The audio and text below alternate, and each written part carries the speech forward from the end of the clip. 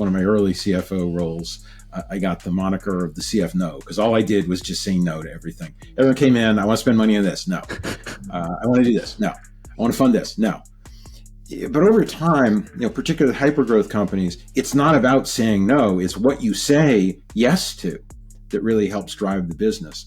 And so that's where I really want to be the CF Go. It's how can I leverage the checkbook that I control, as well as the resources that I can guide in order to enable growth. We don't have a G&A function, a general administrative function at Wasabi. We have a business enablement function. That's what we call it. Is this thing on?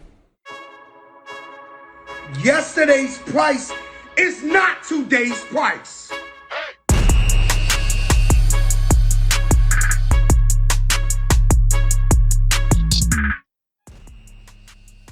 Welcome back to the Run the Numbers podcast, the show that's hosted by a man who feeds his dog too much ice cream.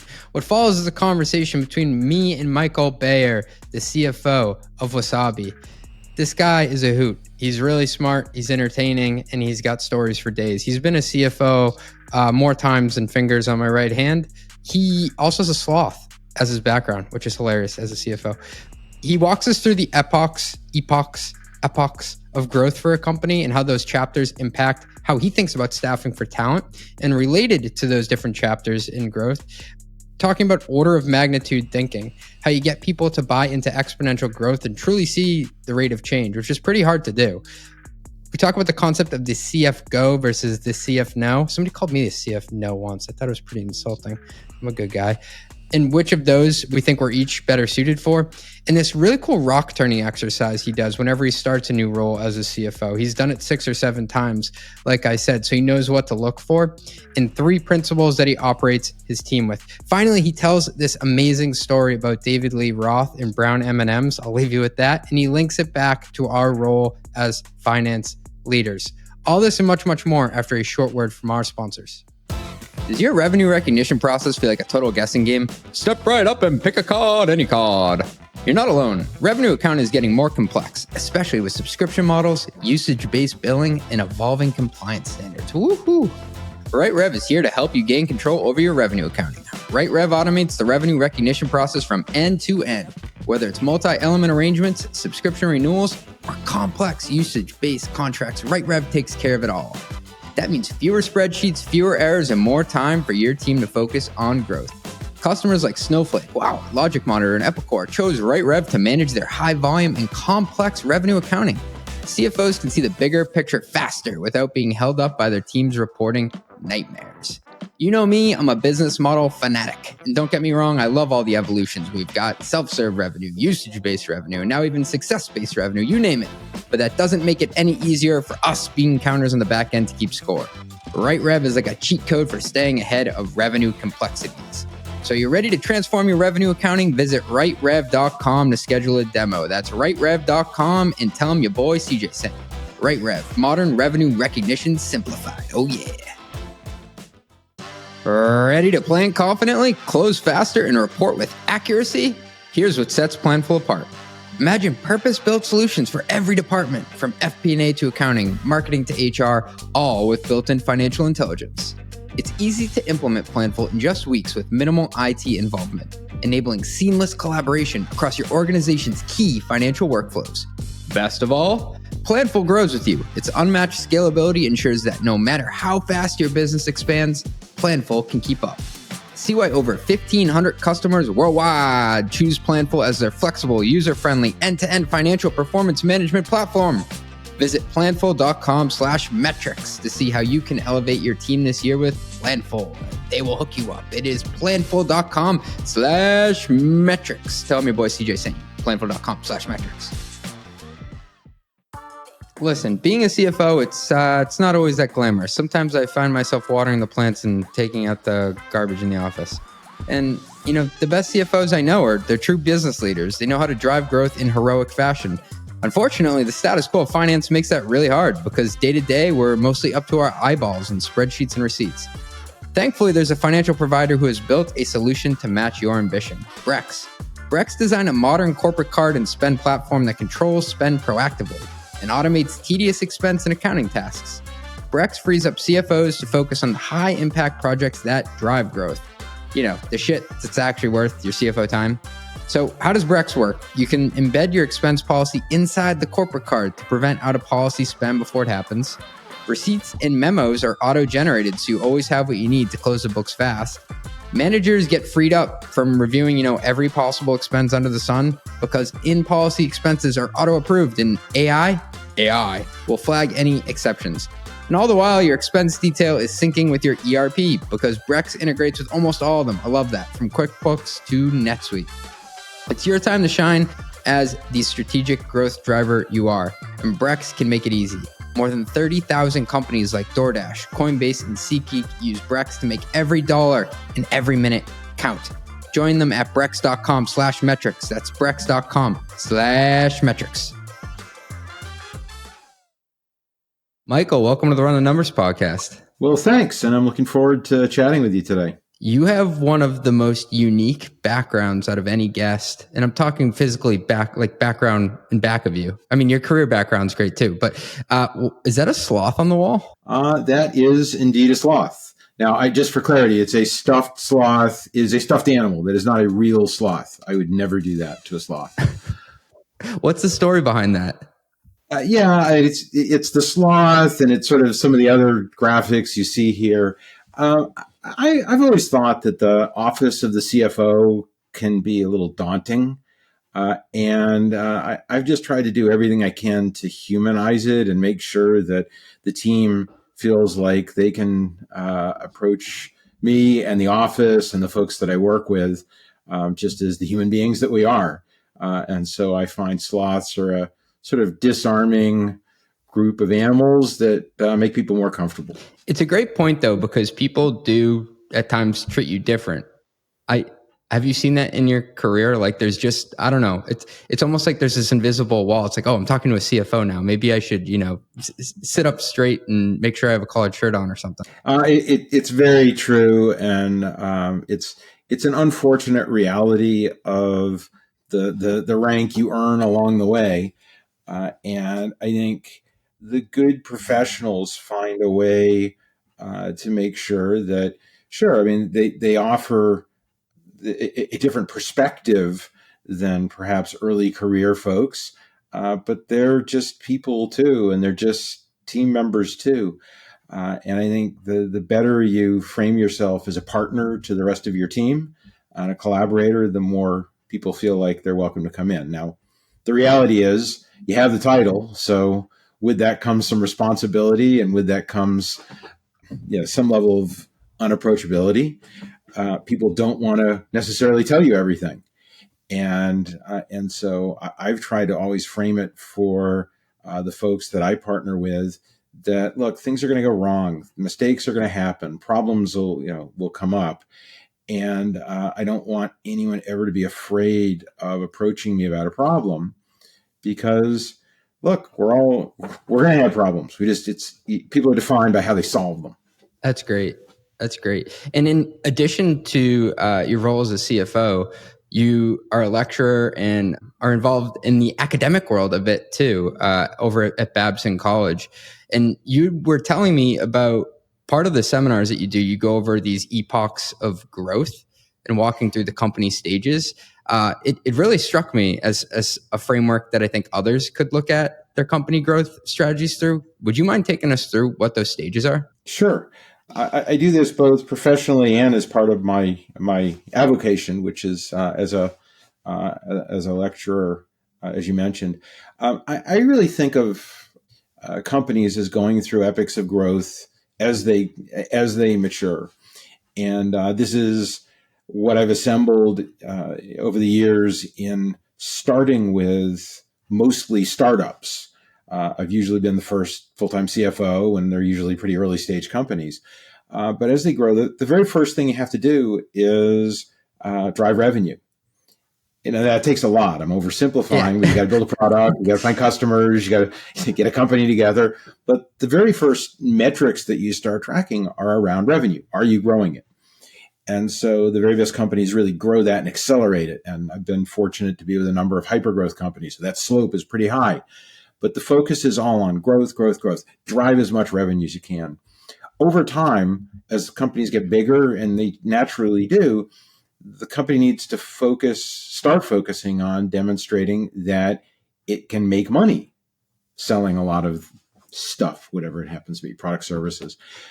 And so you move into the epic of gross profit or gross margin, demonstrating that it's not just revenue you're driving, but you're driving profitable revenue. And so that curve starts to go up.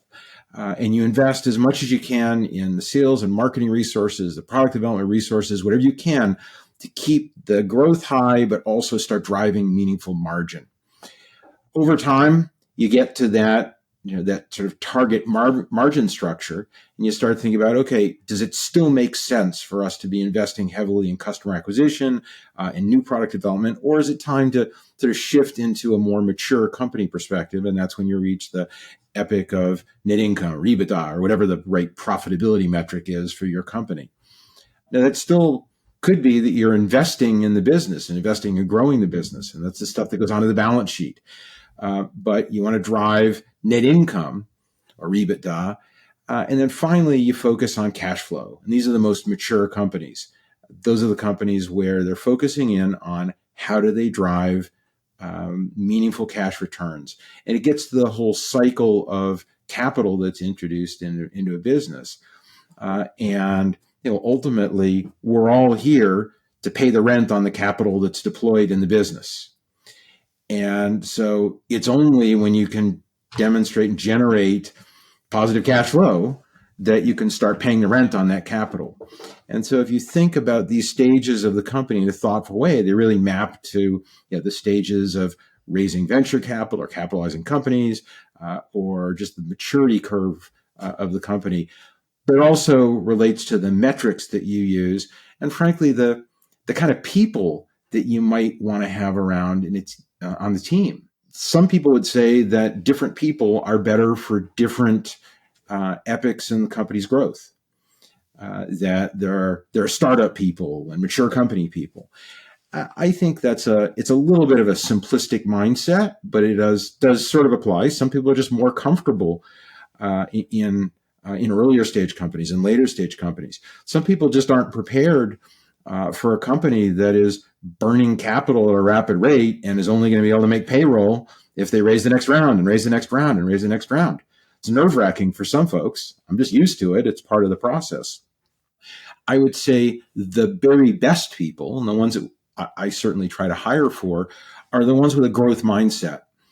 The people who are always learning, always striving to be the absolute best they can be at what they are doing.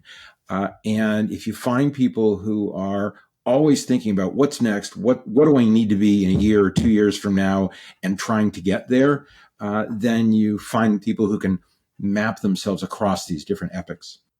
It sounds like you're getting at this concept of order of magnitude thinking. Can you hire people that can think bigger and scale with the business? Can you say more about how you staff the team for these different epics of growth? Yeah, I think order of magnitude thinking that has a lot of different names: hypergrowth mentality or 10x mentality. I just think of it order of magnitude, which is you're going to add a zero. And when you're dealing with companies that are in hypergrowth, when I say hypergrowth, I mean 50, 60, 70, even 100% annual growth or more.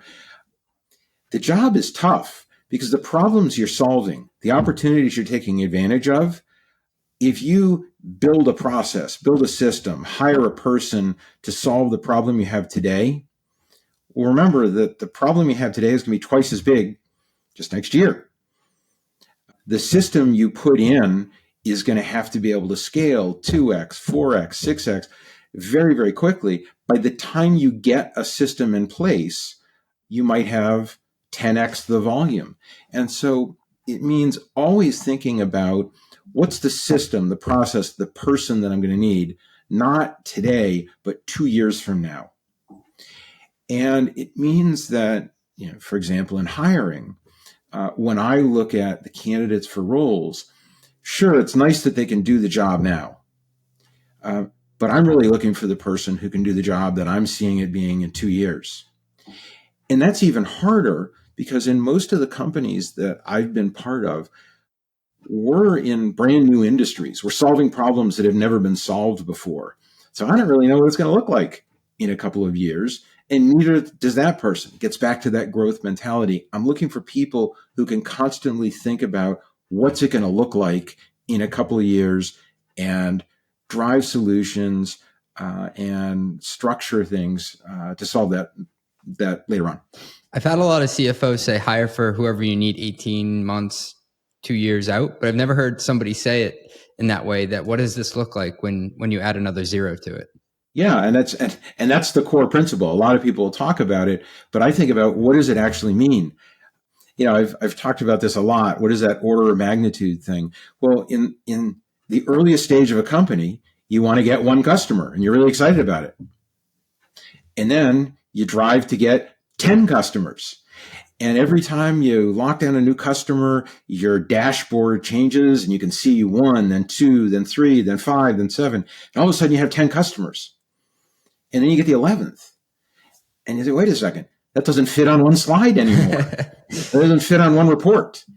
So now you have to change your report. So you're reporting on maybe your top 10 and all other.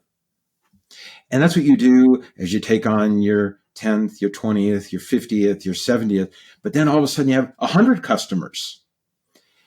Now, what do? What about those other 100 customers? It's top 10 and all other, or no? Do you start thinking about cohorts? Do you start thinking about the ones you got last year and the ones you got this year? Do you start breaking it down by industry or geography or some other metric that's important to you? You start having to rethink it once you have 100.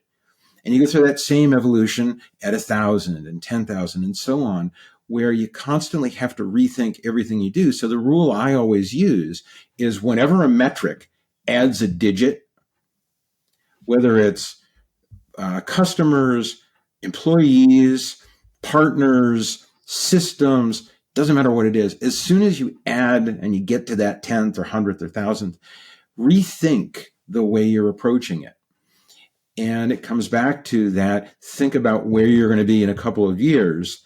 If you design your systems to do all their invoicing for the volume you have today, well, is that going to work when you have 10 times the customers just a few short quarters later? Hey, thanks for listening. We'll be right back after a word from our sponsors.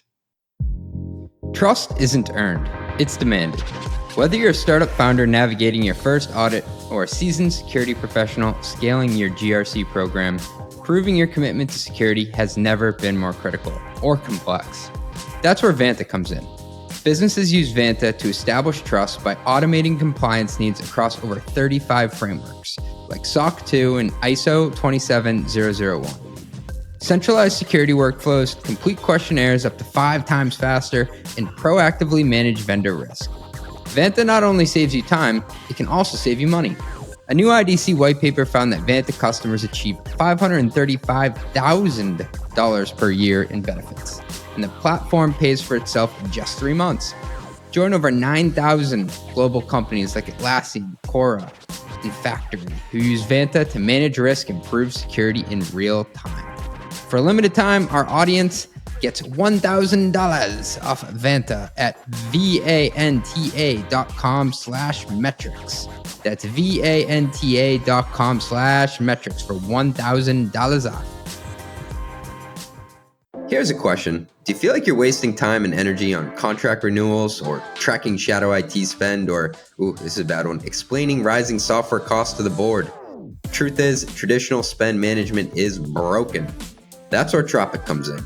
Tropic is an intelligent spend management solution that consolidates your spend data and processes into one unified offering, enabling insights and decisive action. It doesn't just show you where the problems are, it helps you solve them. From spotting hidden optimization opportunities like duplicative spend to automating those painful procurement workflows to giving you the best market data that turns every vendor negotiation in your favor. I'm a Tropic customer myself. I've been using them for over a year, and I love their price checks. They allow me to see if I'm getting a fair market deal instantly. And I'm proud to say that I am no longer using my email as our company's contract repository. I've got every document and renewal neatly organized in my Tropic portal. Isn't it time to turn spend management into your competitive advantage? Visit tropicapp.io/mostlymetrics to see what's possible when intelligence drives your decisions. tropicapp.io/mostlymetrics. Michael, I like that because it makes it more real. When someone says think 2 years out, I'm like, I don't know what the hell this is going to look like 2 years out, but I can visualize, can this system handle billing for $10 million in revenue versus $100 million in revenue? That's like a very tangible thing that I can put into a box and actually start to build against. Well, that's the point. And it's easy to say what's 2 years out. And I think the value that I can add is the perspective. Look, I don't know all the ins and outs of exactly how to run the invoice today. That's not what I'm necessarily good at. There are people who are way better at operating the systems than I am, but I can share that kind of perspective to say, all right, look, if we build a system that's going to invoice all of our customers on the first, okay, well, how long does it take? Now, if we have 10 times as many customers, how long will that take? And sometimes you'll see people's eyes widen and say, now it's the third. Oh, wait a second. Right. Now we finished on the third. Well, that doesn't work. So go back to the beginning, figure out a new system, new process, new approach to it that allows the system to scale. And that's the kind of thinking that I think we have to do across the entire organization. It's not just invoicing, it's people. If you think about going from 10 people to 100 to 1,000 people, what's the difference at 100 people? Jobs are fairly broad. As you move to 1,000, you get much narrower, deeper roles that have much greater responsibility across a bigger enterprise. And so are you structuring the company? Are you finding ways for people to apply themselves in appropriate ways as the business scales? So you have to think about every part of the business and how you scale. A lot of what we're talking about now is how to pour fuel on the fire and insert, I think, a certain pace to the org to make sure that people are pushing the pace. And that's kind of the CF go mentality I've heard you say. There's also the CF no mentality. What are those two different mindsets that CFOs have to hold on to? Yeah, I mean, they're terms that I just joke around about, but I early on in my career, in one of my early CFO roles, I got the moniker of the CF no, because all I did was just say no to everything. Everyone came in, I want to spend money on this. No. I want to do this. No. I want to fund this. No. But over time, particularly hypergrowth companies, it's not about saying no. It's what you say yes to that really helps drive the business. And so that's where I really want to be the CF go. It's how can I leverage the checkbook that I control, as well as the resources that I can guide in order to enable growth. We don't have a G&A function, a general administrative function at Wasabi. We have a business enablement function. That's what we call it. And it's really important to me that all the folks that are on the business enablement team think about how do they enable growth. Now, sometimes that's going full speed ahead. Sometimes it's helping people figure out how do we slow down? How do we more thoughtfully manage growth? If you think about the markets, a lot of the CFO, CF go to CF no is about what the markets are asking for. In 2021, the markets were all about go, go, go. It was growth at all costs. And there's a lot of excitement. The market shifted, and in late 22 and into 2023, capital became very expensive. Investors shifted their mindset more toward a cash flow kind of a thing. When are you going to get to cash flow? When are you going to get to profitability? And you can see in the former time, that's a time to be CF go. In the latter time, it's a time to be CF no. And we even have metrics. You hear about rule of as a metric. Well, that sort of captures the CF go to CF no. What's rule of? Rule of is if you take the sum of your annual growth rate and your profitability percentage. Sometimes it's EBITDA percentage, sometimes it's cash flow percentage. People change it up all the time. I can never tell which one to use. Well, it depends on what's appropriate for your company. Can you say more about that? Yeah, we're an infrastructure as a service company. So what we do is deliver cloud storage solutions for commercial, government, and educational customers. We have a fairly significant CapEx investment that we make because we buy storage and deploy it for our customers. So for us, it's really cash flow that's a more important component of rule of.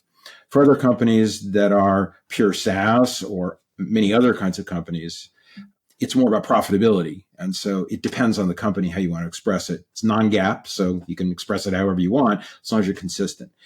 But I think rule of as a metric captures this CF go to CF no, and it's which component are you really focusing on? The reality is you need to balance both of them, but sometimes it shifts much more toward revenue growth. Sometimes it shifts much more to driving profitability. You can have the same rule of, you can still have rule of 40, rule of 60, whatever your number is, but it can be out of growth or it can be out of profitability.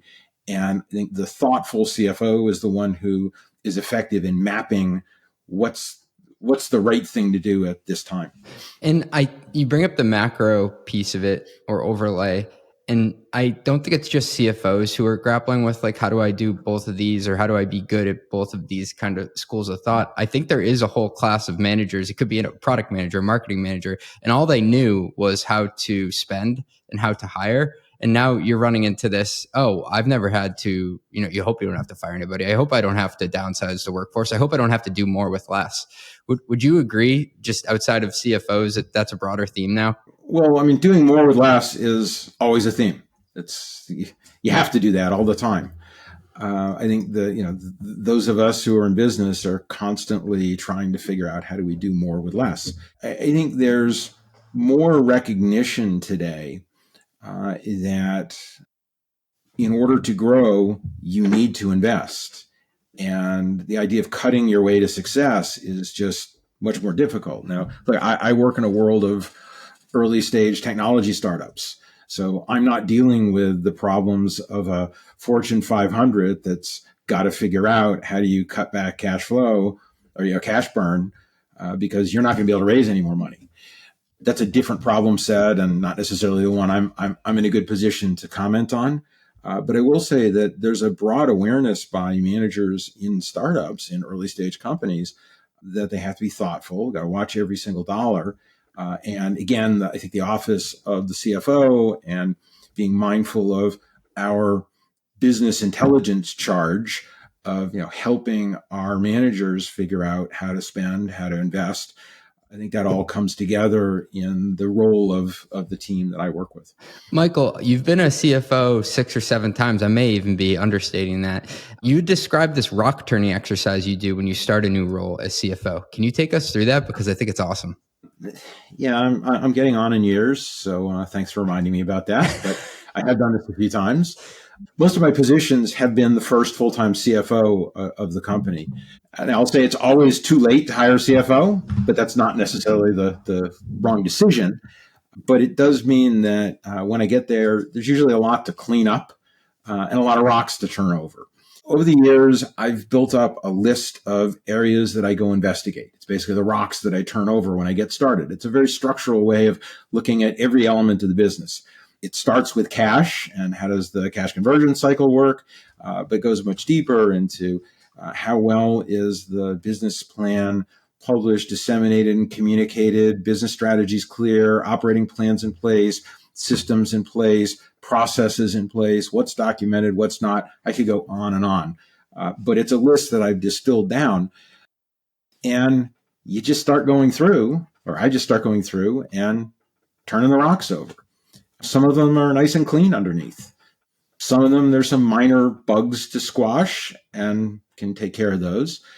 Some of them you pick up and there's all sorts of gnarly beasts underneath. There's compliance issues, policy problems, economic or commercial issues, all sorts of problems. Sometimes there are really difficult ones like people issues. Those are rocks you just put back down and say, okay, I see it. Let me clean up the rest of these and then I'll return to the gnarlier, uglier rocks when I have a little bit more knowledge, a little bit more perspective, and some political capital to really solve them. But I think it's important in taking on any role as you get started to think structurally about what you're doing, map onto some early wins, make some good progress, and then confront maybe some of the bigger issues a little bit later. Is there a rock you turn over first? The very first thing is the plan, because understanding the plan takes you to a lot of places. Sometimes there is no plan. That tells you a lot. Sometimes there's a plan and the company is not executing on it. Well, that tells you a lot. Sometimes there's an incredibly detailed plan that no one's paying any attention to. Sometimes there's a plan that everybody is all about the plan and not about the variance from the plan. Sometimes it's all about the plan, and goodness knows you can't miss anything on plan. It creates a different kind of environment.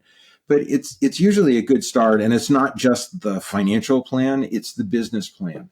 It's how is the company ultimately going to deliver on its promise? I think a lot of the plan feeds the storytelling, which is a necessary element of growing a business. How do you tell, and what story do you tell to all of your stakeholders? It's not just investors, it's creditors, it's employees, it's vendors, it's customers. It's everyone that's connected with the business. And it starts with, what are we doing and where are we going? And it's a good place to start, is understanding how does that plan relate to the story, and then taking it from there. You mentioned some rocks you'll look underneath and you'll say, I have to get back to this later. Are there times when you say, hey, I have to maybe forge some good relationships within this firm before I come back and try to solve this one? Oh, absolutely. Yeah, there are times I've gone in and keep picking up rocks, and every time you see the same bug underneath. Oh, okay. And well, that's interesting. Everybody keeps pointing to this particular problem, and sometimes it's a process problem, and sometimes it's a people problem. But sometimes it's too easy to conclude, oh, well, that person is the problem. It's never as simple as that. There's usually a reason why people behave the way that they do. I think it's important to always assume merit. People generally are going to try and do the best that they can, but you may have an area where there's a person who simply has a different perspective. They have the wrong objectives. They may not have the skill set. They may be in the wrong job. They may be operating under flawed assumptions, or they may actually be doing all the right things and just don't have the style or the personality, the perseverance, the mindset in order to collaborate with other people to drive it. So doing the right things, but saying the wrong things. Those are all different problems. And when you see those are the ones where, unless it's absolutely urgent, and you can imagine the cases where you have someone who's just deeply problematic you have to deal with. Most of the time, it's better to just pause on the people issues, spend some time getting perspective, and then see how you help them map onto the organization in a more effective way. That makes a lot of sense. And you probably come into an org and you start to turn some rocks over and you get this excitement, like, oh, I'm going to jump in right now. And then you're like, okay, I got to hold back. I got to wait. I got to take in and learn from some of these people. And then you get to the next 30 days and it is time to start making changes. You're like, oh man, this is tied together with shoelaces and bubble gum. But if I start to unpack this, then it goes to zero. I may be trying to reconfigure the ERP over the weekend, which I don't want to do. And then you're more reticent to make changes in that period. Yeah. I mean, early me jumped to make changes faster than today's me. Can you say more about that? Because I think there are a lot of people out there that will resonate with. Look, I think my first CFO job, I said, well, why did it take so long to get CFO? And my board, who I was quite fond of, was saying, you need some experience to do this. My first CFO position was, I was 33, I think. And that's early in a career to be CFO. And I was CFO of a public company. I think there's a lot you can learn along the way, and you can't get 20 years of experience as a CFO faster than in 20 years. And there are things that you pick up along the way. Some would frame it as wisdom that lend you some perspective on how and when to solve different kinds of problems, what tools to bring to bear, how to help people through. It's too easy to conclude too quickly that a person, a process, a system, a something is the problem, when in reality, nothing is ever that simple. And so I like to think that over the years I've picked up a little bit more willingness to ask a lot more questions. I think it's that Warren Buffett quote that 9 women can't create one baby in a month. And the same is true about becoming a CFO. You probably pick up an element of perspective and also patience along the way. I think, I'm in my first CFO role right now. I think on day one, I wanted to run through a wall. I wanted to break all the windows, and I wanted to change the color of the paint. But you learn over time that maybe that's not the best thing to do at first when you come in, especially if you're trying to get people to trust you. Yeah, and I'm not sure about Buffett's analogy, and that's a tough one to play out today. But I will say, having that perspective, you're right. Early in your career, you want to solve everything now, and I think as you see the impact of solving those things now and getting a few of them wrong, sometimes you figure out that, you know what, I'm better taking a reasoned approach. Some of these problems, I'd actually rather let them sit for a while and let people solve them.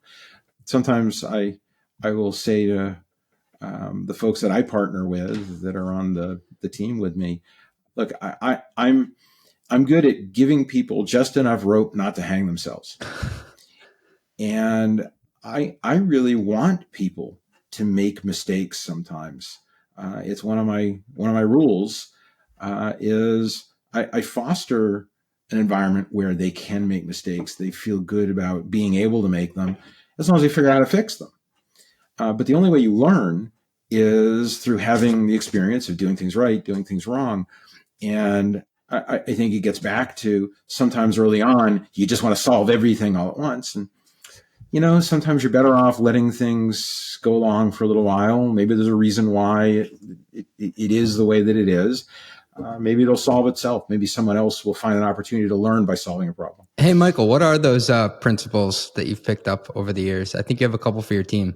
Sure. There's the simple 3 rules. Speed is God, best ideas win. And if we're not making mistakes, we're not trying hard enough. And I can just rattle them off. And I think if you talk to most of the folks that I've worked with over the years, they could repeat those as well. My very first CFO, when I was my first CFO, my first CEO, when I was in my first CFO role, and I sort of coined these as the rules for our organization. And they helped us embrace the importance of pace, the importance of learning and listening, and the importance of enabling people to feel like they could make mistakes and learn from them. And I've even considered changing that last one over the years, saying if we're not making mistakes, we're not learning hard enough. I keep coming back to we're not trying hard enough. The organizations that I've been part of are growing at a really incredible pace. It's hard work. It's tough. We're doing things that just haven't been done before, and we're going to mess up. And if you go in, I frequently say that to the team as we're going through our planning exercises, everyone knows that this plan is going to be wrong the day we publish it, but it's going to be our best view of the world. And the only time it's right is at the end of the year. And that's what we know when we did. So, we need a plan as a framework. It's a shared document. It's a shared view and perspective about what we're going to do over the next year or 5 years, whatever the term of the plan is. But ultimately, it's just there as a pathway. Things are going to be different, and it's how we map onto what we're doing, what we wanted to do, how we want to get there, and learn from that. And it's inevitable that we're going to do some things wrong. So I think they all map together. You got to do things quickly. Something that you do is better than something you don't do and wait around for a long time. When I say best ideas win, it's really important to say the best ideas can come from anyone, and it's not necessarily from me just because I'm the senior guy on the team. It's probably the person who's right in the trenches doing the actual thing that's going to have the best idea of how to fix something or improve something or get better at something. Their idea is as or more important than what I'm going to say. So the best ideas should win, and it shouldn't matter who has the idea. The teams really outperform when no one asks whose idea it is. They just ask, what's the best idea? I want people to feel like they can always do that. And it's okay if it's the wrong idea. Sometimes we're going to do some things, try it, doesn't work, try something else. Can you think of a time in your career where someone in the room who's maybe more junior raised their hand and said, I have an idea, and it was the right one? Oh, absolutely. Countless times. I can also count the number of people where the person who was junior in the room who had the right idea, didn't come up with it in the meeting. And so we went off on some ridiculous path, and they knew what the right thing to do was, but they just didn't do it because they got overwhelmed. And again, over time, I think it's important to for all emerging managers and everyone who's in a management position to do their best to make an environment where people can come up with ideas and pull the ideas out of the people. So sometimes a lot of it is adapting style. It used to be when you all sat in a room, there was always that one person off in the corner who just was sitting quietly and not saying anything. And they actually probably had the solution. So you honed this skill of looking around the room and always asking questions to that person. It's not necessarily always the best way. Maybe the best way is to approach them after the meeting and say, look, you didn't look too comfortable in there saying something. Did you have something to say? Today, things are on video, on Slack, on email, on texting. We're using multiple means of communication. And so it's more diversified, which makes it harder to track down the person who maybe isn't feeling comfortable communicating. But that's what's incumbent upon all of us, is to figure out how to ask. And I've even leveraged some tools in organizations. We're just starting to roll it out here at Wasabi, but I've used it in other organizations in the past. A behavioral analytic package called Predictive Index. It's one of several tools that are out there that helps me as a manager and us as an organization understand more about people and how comfortable they are in and what their best style for interacting can be. And sometimes it's an analytic way to find out, this is a person who is very comfortable sharing their ideas. There's another person who's not comfortable in a public setting. And so I have to go after them. And so you have a framework and you say, this person I always have to ask after a meeting. This one I never have to ask. So there are a lot of ways of approaching the problem, but ultimately it's incumbent on managers and executives to figure out, how do you get the best ideas out of your team? How do you enable them to execute? That's awesome. Hey, Michael, I've written it down on this piece of paper. I think twice so far you've used the term you rent capital. What does renting capital mean? Because people all the time, they say, we raised capital or someone gave us funding. Yeah, nobody gives you money except your parents and your relatives. That's a gift, and you can go do whatever you want with that. But investors are actually investing their capital. They are entrusting its management to either money managers in a mutual fund or operating managers like me and entrepreneurs. But their intent is to earn a return on that capital. And this is the basics of the capital asset pricing model that you study in finance, the CAPM. It's everything has to provide a risk-adjusted return on capital. Well, not to get overly academic about it, but every investor who invests in a company is expecting to get that money back with a return. If you're a lender, you rent that capital to the company, and you get interest on it for a while, and then you want it back. Banks don't do very well if they don't get their money back. If you're a venture investor, you've got a different return model, which is you invest some money and you see if the company's doing well. And if it's doing well, you invest a little bit more, and then you invest a little bit more, and you invest a little bit more. But the eventual goal is to take the company public or get it acquired or have some kind of exit event where you get your money back and a lot more than that back. And that's the capital appreciation, the capital return that you get. If you're a private equity firm, a lot of times you're sort of using a combination of techniques. You invest some capital and you borrow a lot of money from some other people who are investing capital. You pay the interest on that debt that you incur. As soon as you pay that interest back and pay the principal back, then you sell the company and you take what's left over, and hopefully that's capital appreciation. All of these things are this cycle of putting capital into a company, investing that capital, getting some rent on it, and ultimately getting it back when you're done. And I think it's too easy. The terminology is too simple when people say, oh, I'm going to raise capital, or I'm going to, someone's giving me capital to run the company. They don't. They're expecting a return. And I always think about what's the rental rate on the capital that we have been entrusted to manage, and how do we run the business so that it returns an economic, fair return or rent for that capital. We shouldn't rent it if we can't do that. That makes total sense. And we were talking to Adam Sawicki, the CFO of Rippling, and he made a comment that like people sometimes talk about getting money from VCs as like funny money. Like, I can go to zero, they're taking a bet. And he's like, no, I like to think about it like the money they gave me may have came from like a pension fund for firefighters or for teachers. They expect a risk-adjusted return on what they're giving me. Yeah. I mean, let's not forget that VC didn't give anyone anything. That VC invested it with an expectation they were going to get it back and get a return. Yeah. Now, if you go back to the VC's model, the VC raises money from a bunch of capital sources, people who own that capital. They can be teachers' pensions, and they can be individual investors, and they can be other companies. They can be school endowments. There can be lots of different things. But ultimately, there are people whose capital that is. And they entrust that capital to the VC to make investments, but they're expecting to get that capital back and then some with a meaningful, again, risk-adjusted return. So the VC is in the same boat that the company is. They have to rent capital from a bunch of investors, turn it over, put it into companies, turn it over, get that capital back, and then send it back to its rightful owners who can do something else with it.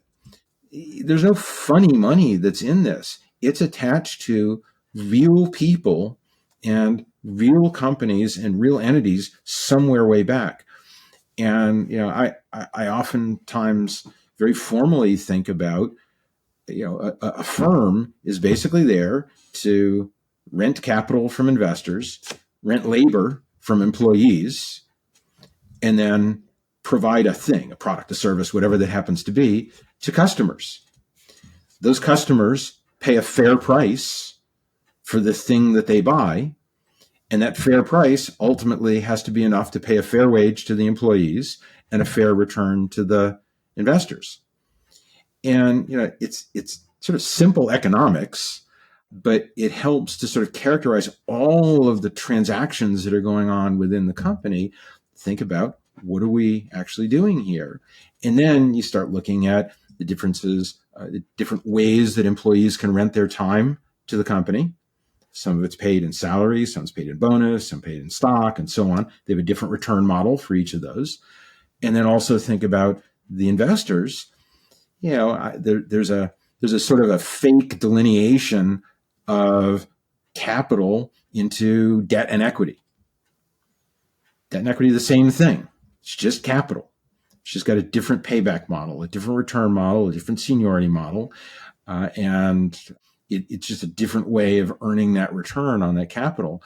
And so, it's very academic to think about it this way, but sometimes it's important to reduce everything to the basics of what you're actually doing to make sure that you've got everything lined up and you're pursuing the right objectives.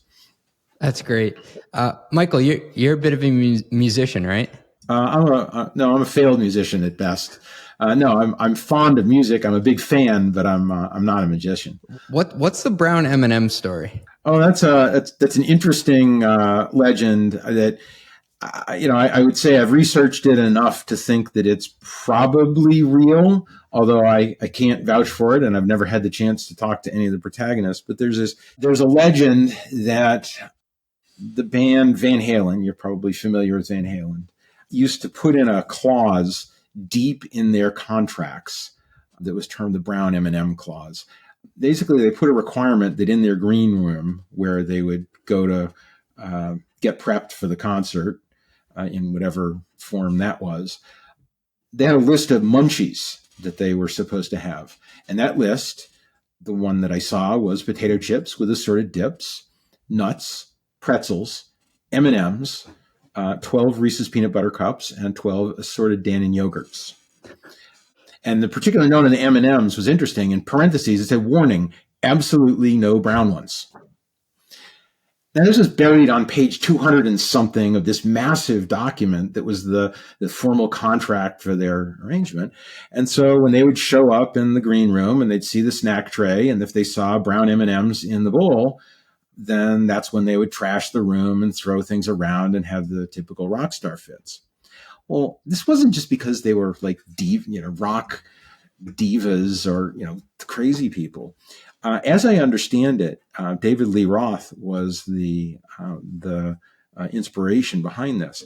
Van Halen's concerts were incredibly complex stagecraft. They had incredible lighting and sound stages with all sorts of effects and very complex, high power, high voltage equipment that was on stage with them. And if it wasn't done just right, if everything wasn't plugged in, taped down, put into the right places, connected correctly, someone could get hurt, electrocuted, killed.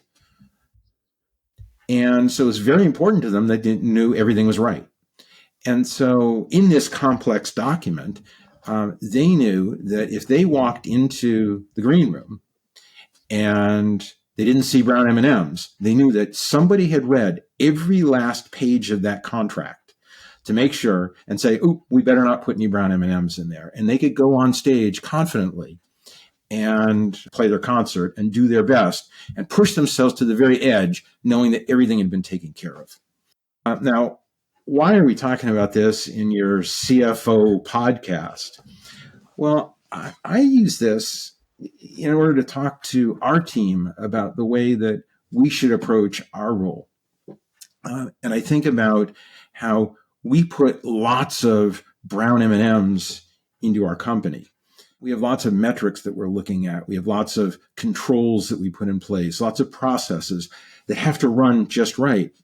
And when I go to an operating manager and I say, look, you didn't follow this process, it's not like I feel like I have to control everything. It's just that if I see something go through a process and the end product is I sign a contract and it has a PO number on it and it's gone through and it's got all the right signatures, et cetera, I know that everything's been taken care of.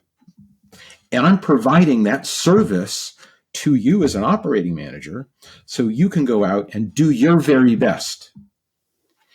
And so it's an inspiration, I think, for all of us to think about how do we approach all those little check boxes, all those little bits of detail that we in finance and in the business enablement function, some would call it G&A, do to serve our companies.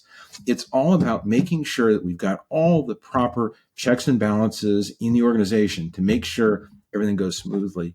And, when I talk about this, I'll point out, and I would encourage anyone who's doing this, whether you're a fan of Van Halen or not, Van Halen has a great guitar solo called Eruption, which is it's technically somewhat challenging. Some guitarists would look at it and say that's a tough one, although some guitarist is going to listen to this and say, "Oh, I learned that one in 10 minutes and that one was easy." It takes a little bit of technique to do it, but it was one of his exciting things. And it was the solo he did in concerts and such. But interestingly, at about a minute and 5 seconds into it, he's doing a fancy finger technique, and he misses a note. And again, I read this, so I can't say that it's certainly true, but someone said, "Well, why didn't you fix that in editing?" And because there's a mistake, he hit the wrong key. And he said, "No, that's part of the artistry. That's part of the brilliance of what I recorded. It was, that was me being me. And if I missed a note, so what? That's part of the performance." And in fact, if you listen to the remastered version of the same song, it's still in there, right at a minute 5. Turn up the volume, have a great time. It's a great guitar solo, but it's the mastery that an artist can execute on, having the freedom to do whatever they want because someone made sure there's no brown M&Ms in the bowl in the green room. I don't know of a better way to end the podcast. That was amazing. Michael, thanks for coming on and sharing all your insights. This has been a blast for me. It's a pleasure. I really enjoyed it. And it's nice talking to you, CJ. Run the Numbers is a mostly LLC production. Yelling an intro by Fat Joe. Artwork by some AI thingamajig.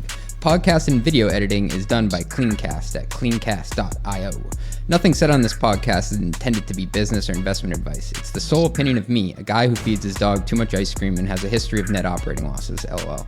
If you like this podcast, please hit subscribe. It would mean a lot to me. And also check out mostlymetrics.com. That's my newsletter where I explore business models and financial metrics. Thanks for riding with me. Share this with your friends. Peace.